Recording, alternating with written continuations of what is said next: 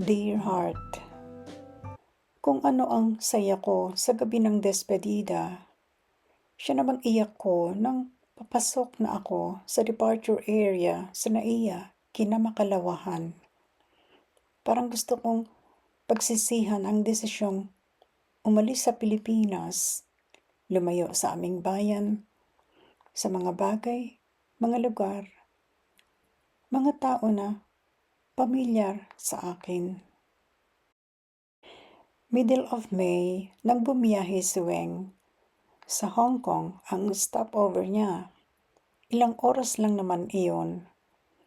Mula roon, ang long-haul flight naman patungo sa kanyang final destination sa City of Edmonton, ang capital ng Alberta. Patapos ang spring at pumapasok naman ang summer. Very pleasant ang temperature sa tulad ni Weng na hindi sanay sa cold climate. Actually, habang bumababa ang eroplano, nakita na niya mula sa bintana ang magandang panahon. Bughaw na bughaw ang langit at parang ang linis ng paligid. Gayong naroon pa lang siya sa kaitaasan, immediately below the clouds. Ang ine-expect niyang lungkot sa pagdating sa Canada ay hindi niya nakapa sa kanyang dibdib. Ang kabaligtaran yun ang nadama niya. She felt happy and upbeat. At hindi niya malaman kung bakit. Tulad ng alam na niya, sasalubungin siya sa airport nina Jeff at Noreen. Itong huli ay elder sister ng employer niyang si Neil Mortimer. My lovely Rowena, bungad na pagbati ni Jeff sa dalaga. At last, hello Jeff. Nakangiti niyang bati rito. Halata na nag-abala si Jeff na magpagwapo ng araw na iyon. Bagong ahit, bagong gupit, siguro'y bagong ligo rin kahit tuyo na ang buhok nitong light blonde. Magkaterno ang slacks at jacket nitong dark brown. Kulay cream naman ang guhitan nitong long-sleeved shirt. Pati leather shoes ni Jeff ay bagong shine. Welcome to my country, my sweet. Bati nito sa dalaga. Hindi na iwasan ni Weng ang pagyakap sa kanya ni Jeff, kasabay ng paghalik nito sa mga labi niya. Karaniwan lang naman ang eksenang ganoon sa arrival area ng alinmang international airports sa buong mundo. Pero na-conscious na gusto si Weng. She felt herself blushing while Jeff kissed her on both cheeks as well. Pero mabuti at hindi naman tinagalan ni Jeff ang paghalik nito.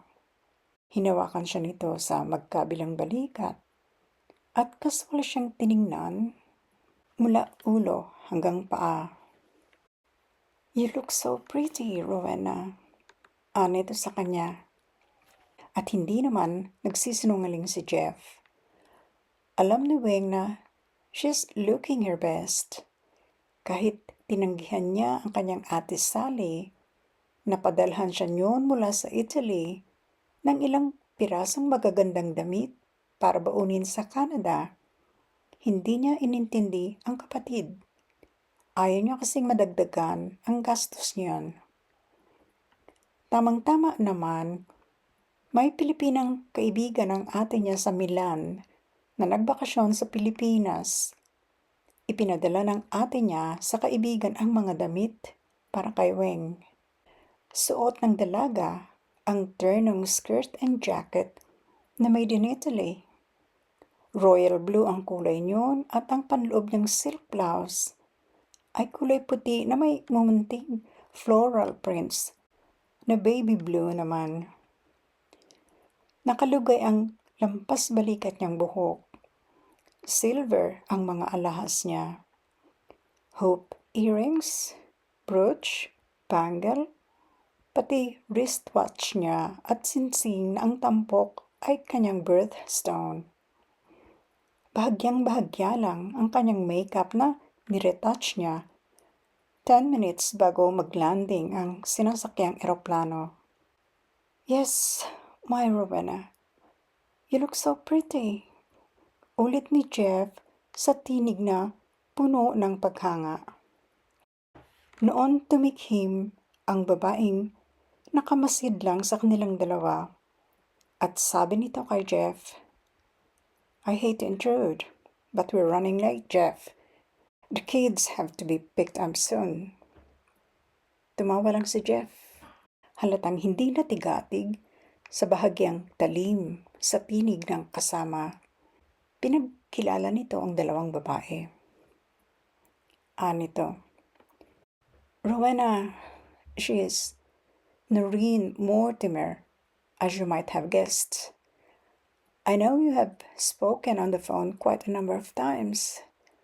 Noreen, meet Rowena, my very special girl. Nagkamay ang dalawang babae, nakatingin sa isa't isa. Matapat ang ngiti ni Weng, but she felt rather awkward. Nahalata niya ang wari sarcastic na pagkibot ng labi ni Noreen nang banggitin ni Jeff ang mga salitang, my very special girl. Sa loob-loob ni Weng, ano kaya ang ibig sabihin ni Noreen sa ginawing iyon? I'll get a car from the car park. Sabi ni Jeff kay Weng lang. Will you let me out of your sight for about 5 minutes or so? Pagkasabi niyon ay tumawa si Jeff. But not Weng, nor Noreen. Hindi nasakyan ng dalawa ang biro ng una. Kung joke nga iyon. Lalo lamang nakaramdam si Weng ng pag-aasiwa. At nakita niya sa gilid ng kanyang mga mata na tumingin sa kabilang direksyon si Noreen. Siguro'y para huwag makita ni Jeff at Weng ang pagtataas nito ng kilay. Habang naghihintay ang dalawang babae sa isang bahagi sa labas ng arrivals area ng airport, sabi ni Noreen kay Weng, for the life of me, I'll never guess what you saw in him. Hindi malaman ni Weng kung ano ang isasagot sa kapatid ng kanyang employer. Seryosong seryoso ang ekspresyon nito. Almost forbidding. But never mind me. Maya-maya'y sabi pa ni Noreen.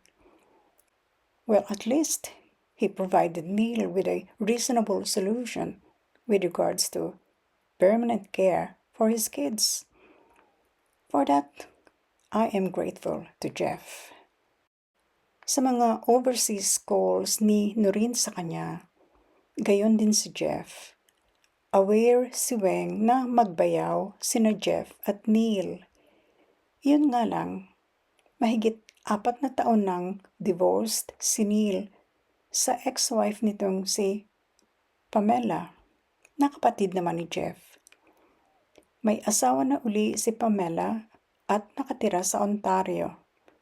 Si Neil ang may custody kina Kimberly at Jason. Magpipitong taon si Kim. 10 years old naman ang huli. Sabi ni Weng kay Noreen, Kim and Jason are also Jeff's blood relations. I think it's but natural for him to be concerned for the kids' welfare. Well, sabi ni Noreen, things that come naturally to most people are not always to be expected of Jeff. Nagtaka si Weng. What do you mean? You have to find it out for yourself, Rowena. Pagsabi niyon, itinikom na ni Noreen ng mariin ang mga labi. Malapit sa University of Alberta ang Mortimer Residence. Doon nagtatrabaho si Noreen. Sekretarya ito ng Vice Chancellor. 34 years old na si Noreen. Dalaga, bagaman engaged to be married na ito for the last 3 years. Professor sa university ang fiancé ni Noreen. Habang daan, panay ang salita ni Jeff. Tila tour guide na itinuturo kay Weng ang mga dinadaanan nila at nagkokomentaryo tungkol sa mga landmarks na naturan. Nakinig lang si Weng. She was interested, of course. Nagandahan siya sa lugar. Walang-wala ang linis at rikit ng siyudad ng Edmonton sa kahit anong city sa Pilipinas. Pinick up nila sina Kim at Jason sa school. Weng was introduced to the kids by Noreen. Sa umpisa'y kapwa mahiyain ang dalawa. Inilahad ni Jason ang kanang palad para sana makipagkamay sa kanilang nanay. Anito, halos pabulong. Kiming-kimi. How are you? Kinuha naman iyon ni Weng pero bahagya siyang yumuko at sa halip na makipagkamay, niyapos niya si Jason bilang pagbati. Niya rito. I'm very good, Jason, thank you. I'm pleased to meet you. Oh, wow! Bulalas ni Kim na agad nawaglit ang pagkakimi. You speak good English. Nginitian ito ni Weng. Not as good as you, I should think. My seatmate, sabi uli ni Kim, who looks like you, speaks little English. Is your seatmate from Asia like me? Tanong ni Weng dito. She was all smiles. That's where I came from, Asia. No, you're not. Singit ni Jason, nakasimangot. Dad says, you're from the Philippines, not Asia. Well, sabi rito ni Weng, when we get home, let's find a world map. Will you help me find one? Then, I'll show you the continents of the world, and I will point out Asia and where in that continent my country is located. Nakatingin din si Weng kay Kim para ipakita rito na pantay ang ibibigay niyang atensyon sa magkapatid. Would you like that, Kim? Should we do that one day soon? Bago sumagot ang sino man sa magkapatid, sabi ni Noreen, come on kids, let's get going. We've got to get home and let Rowena have a rest first. She came from a long, long way and she's very tired. Okay? Sa unang pagkakataon, nakitaan ni Weng ng ngiti si Noreen. Mas cheerful ito kapag kaharap ang mga pamangkin. Definitely, hindi para sa kanya ang ngiting iyon. Hindi na-impress si Weng kahit nag-effort ng husto si Jeff na lalong magpagwapo. At bakit parang antipatika sa dalaga si Noreen, na kapatid ng kanyang employer? Makakaharap ni Weng sa susunod na kabanata si Neil Mortimer, ang diborsyadong ama ng 2 bata na kanyang aalagaan. At masusurpresa kayo sa magiging reaksyon ng dalaga. Abangan!